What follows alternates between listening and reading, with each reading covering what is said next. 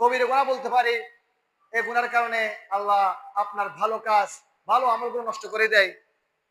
আল্লাহ রাব্বুল আলামিন আমাদেরকে আরেকটা আয়াতে সূরা যুখরাফের 32 নং আয়াত আল্লাহ বলেন, বিসমিল্লাহির রহমানির রহিম, আহুম ইয়াকসিমুনা রাহমাত রাব্বিক নাহনু কসামনা বাইনাহুম মাঈশাতাহুম ফিল হায়াতিদ দুনিয়া ওয়া রাফা'না বা'দাহুম ফাওকা বা'দ দারাজাতিল লিয়াত্তাখিযা বা'দুহুম বা'দান সুখরিয়া ওয়া রাহমাতু রাব্বিকা খায়রিম মিম্মা ইয়াজমাউন।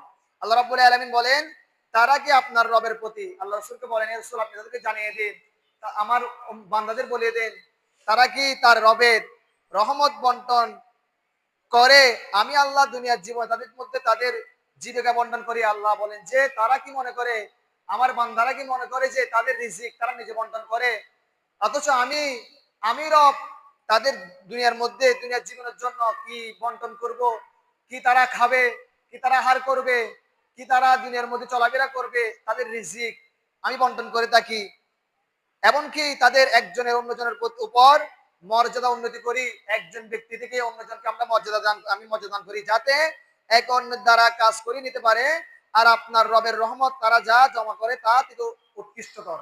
আল্লাহ রাব্বুল আলামিন আমাদের জানিয়ে দিলেন, এই যে আমি উদাহরণ দিচ্ছি, একজন যখন শিক্ষক একজন ছাত্রের থেকে অনেক মর্যাদাবান, একজন দিনমজুরি নিয়ে মানুষ হিসেবে উনি 18,000 মাখলুকাতের শ্রেষ্ঠ জাতি, শ্রেষ্ঠ জাতির মধ্যে মানুষ, কিন্তু মানুষের মধ্যে আল্লাহ রাব্বুল আলামিন একে অপরের প্রতি সম্মান, একে অপরের চেয়ে মর্যাদা দেওয়ার একটা কারণ, যেন মানুষ একজন অন্যজনকে দিয়ে কাজ করে নিতে পারে।